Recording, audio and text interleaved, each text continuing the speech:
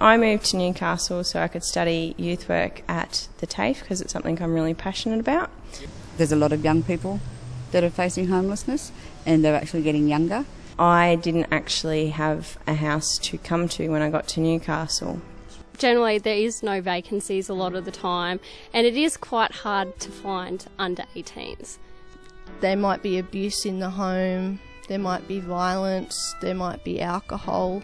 We have a national Australian figure of 44,500 young people who are sleeping homeless in Australia.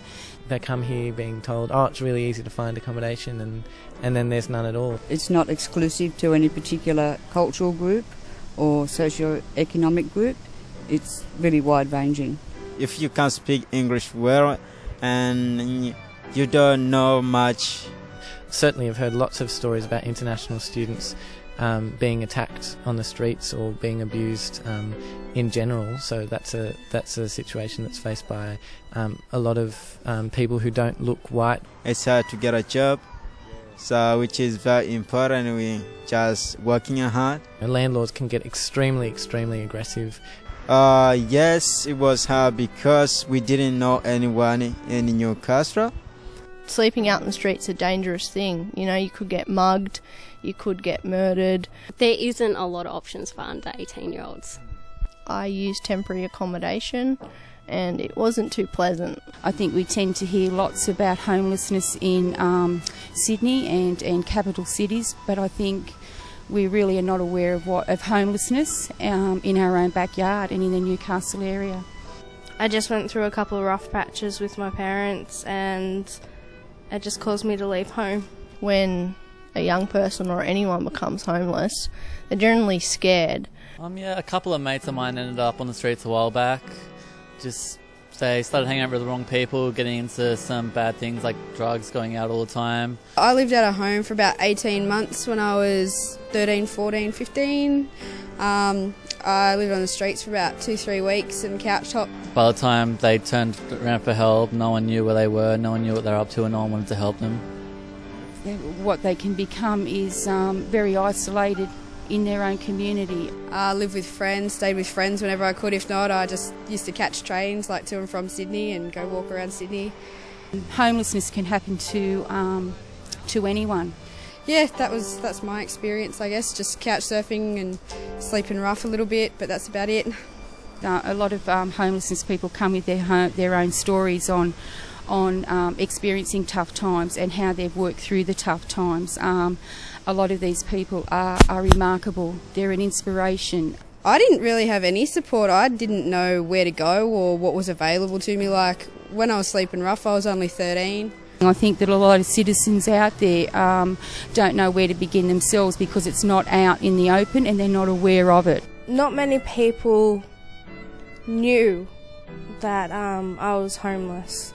It can be your neighbour, it can be a friend, and it can be someone that's within your family. So I was like an everyday person, and so are a lot of other kids. You don't realise if they're homeless or not until they actually speak out and say it. Yeah, that we need to be aware that it can impact on everyone's life. My personal experience with people that are homeless is that they are quite resilient beings. They often come from difficult backgrounds and they're not always in a position to make their own choices or know the best choices for themselves. You don't have to be houseless to be homeless. A lot of it comes down to individual choice as well. For a lot of the young people that I work with, though, they've experienced domestic violence in their lives, and they're escaping that domestic violence in the home. And then they're unable to secure safe accommodation for themselves because of their ages, and they don't have an income to be able to secure that accommodation.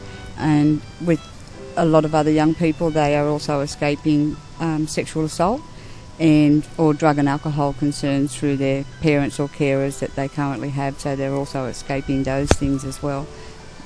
And I think sometimes youth make the wrong choices, Sometimes, they got to take responsibility for what they've done to get themselves into that situation rather than blaming other people or. Through having to escape a situation at home, of violence or abuse or any form of abuse and neglect, and they're escaping that. And particularly in the area where I work, in Port Stephens, there are a lot of families up there that have moved from other areas, so they don't have the family networks available. So they can't go to an aunt or an uncle or a grandparent, so it's not available for them. So they go around friends, they do the couch hopping thing. Well, my eldest son was homeless for 2 years. He was a heroin addict, and he lived on the train. Now it comes from family breakdown, and a lot of young people become isolated in their own community and are not able to access the resources that other people do. I know that there's a lack of funding generally. For one thing, I think we need a drop-in homeless shelter for young people, specifically for young people in Newcastle. Chuck a couple of hostels around the place, just even cheap or free if that.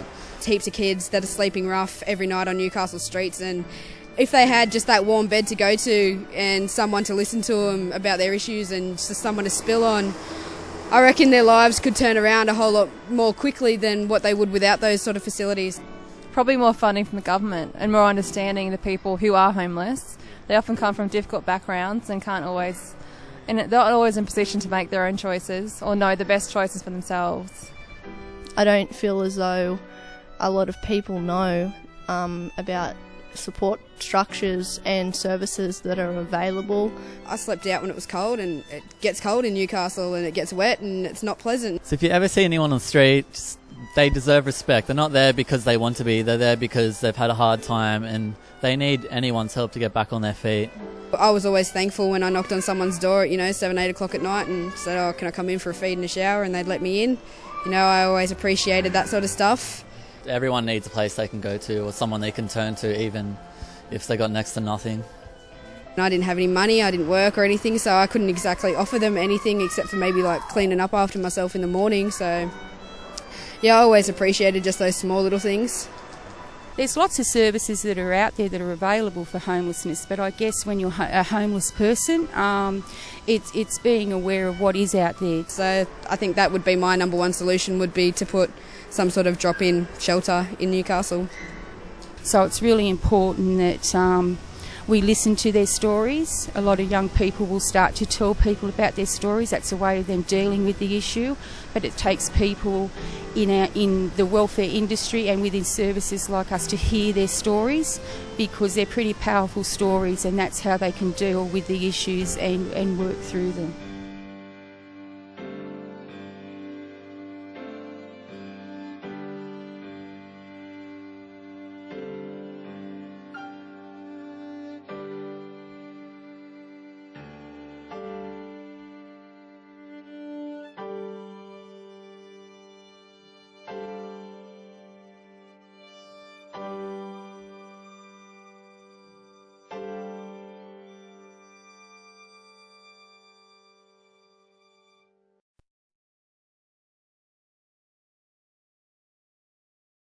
Basically, 6 months ago were excellent. Everyone was looking after each other. Like, you had the squats. Main squats were the Empire, the JR, Jolly Roger, and the old Palais. All of us were looking after each other, but then the coppers started to come in. Busters started to arrest us on site. As I lay on the hard cold road in my tent, the closed bones ache in the draft and my stomach hurts. No one notices my fragile frame. This withering away in this wind and rain. Looking for food in bins of all places. Don't find much, but what I find seems tasteless. Sometimes I don't eat for days on end. I even get so hungry I just start to pretend that I'm eating some nice roast dinner, where I'd end up snuggled in the blanket during winter, to where I'd wake in the morning fresh invigoration. Who am I kidding? This is just imagination. Back to reality, slashed in the gutter. Family don't recognise me, just a change from my brother and my own mother. Whispered, look at that man, as she kept on walking with those warm gloves on her hands. There's nothing much we can do. There's a housing shortage because there's not enough funding. There's just not enough support for operations to support the homeless. It's just going to get worse. How could it come to this, living on the streets? Homeless with no place to go, no place to sleep. No mansion on a hill with a maid. No 9-to-5 job, flashing bills cause I'm paid. I close my eyes, dreaming of the better times. Should've seen the warning signs, getting more involved in crime. Straight up trying to survive, trying to keep myself alive. Such a situation sure to damage my pride. I spend a cold winter's night just trying to keep myself warm, trying to weather the storm. Who would've thought when I was born life would turn out like this? No home in which I live, no comfort of a kiss, no chance of feeling bliss. I'm in sadness and despair. Whoever said that life was fair, there's nothing that prepares someone for the struggles I've seen. I'm trying to keep clean, trying to keep myself sane, trying to find other ways than drugs to numb the pain. Home is basically just as long as it's got a roof, 4 walls, that's a home. Whoa, now hold up, I need to steal food. I'm really sorry, I'm not being rude. I haven't eaten in weeks, I'm losing kilos so quick. My clothes don't fit, and where I laid my head last night now stands a pile of rubbles and bricks. And eating out of bins is no good, it's making me sick. So please sir, can you spare some change and put this weary soul on his way, which would be a glimmer of hope in an otherwise bleak day. Why don't you get a job, you slob, living off of the streets? I've seen you type before, I bet my spare change is used to feed the addiction of drugs and drinks, and have a wash and buy some clothes you stink. But sir, if I could I would, I'm looking for a hand up, not a handout. A roof over my head and I make some fair ground. But until such time you'll be cold, harsh and heartless while I live inside this darkness. You're finding that it's not as safe as it was before? No, like now Friday and Saturday nights, if we're in the squats, we've got to worry about people just coming off the street and flogging to us while we're asleep. It's pretty much what they do, they just come in with bricks, iron bars, just belt us while we're asleep.